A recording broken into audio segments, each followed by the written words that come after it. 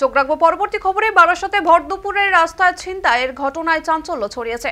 ঘটনার শিকার এক স্কুল শিক্ষিকা। অভিযোগ, গত 23শে আগস্ট বারাসত চৌধুরী পাড়ার ভেতরে একটি স্কুল থেকে বেরোনোর সময় ওই শিক্ষিকার গলা থেকে সোনার চেন ছিনতাই করে বাইকে চম্পট দেয় দুই দুষ্কৃতী। অভিযোগের ভিত্তিতে তদন্তের নামে পুলিশ সিসিটিভি ফুটেজ খতিয়ে দেখে চিহ্নিত করা হয় ছিনতাইকারীদের ব্যবহৃত বাইক। জানা যায়, এক বন্ধুর বাইক নিয়ে দুই যুবক বারাসতে এসে ছিনতাইয়ের ঘটনাটি ঘটায়। অবশেষে পুলিশ দুজনকে গ্রেপ্তার করেছে। ধৃতদের জিজ্ঞাসাবাদে উঠে এসেছে কলকাতার ফুলবাগান এলাকায় আগেও তার একাধিক ছিনতাইয়ের সঙ্গে জড়িত ছিল। পুলিশের তৎপরতায় চেন ফিরে পেয়ে স্বাভাবিকভাবেই স্বস্তিতে ওই শিক্ষিকা।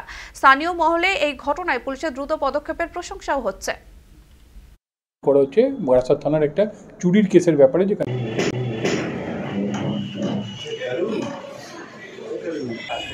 Good morning.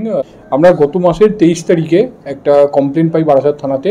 কমপ্লেন করেন একজন ম্যাডাম আছেন, কোয়েল ব্যানার্জি, যিনি এখানেই একজন স্কুল টিচার পেশায়, উনি লোকাল একজন স্কুলের টিচার।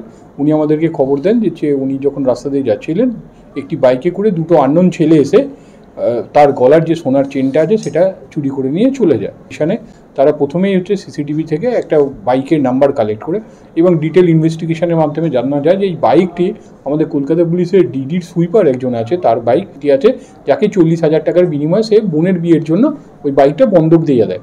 হাওড়া পুলিশ কমিশনারের আন্ডারে শিবপুর থানার অন্তর্গত জায়গা থেকে এই দুজনকে আমরা ডিটেন করি এবং তাদেরকে জিজ্ঞাসাবাদ করার পরে জানতে পারি যে তারা এই ঘটনাটি ঘটায়, এবং পরে আমরা তাদেরকে প্রপারলি আদার মেশিনারির মাধ্যমে আইডেন্টিফাই করার পরে আমরা ডিউরিং পিসি পিরিয়ডে ওদের কাছ থেকে যে চুরি যাওয়া হারটি সেটাকেও রিকভার করা হয়।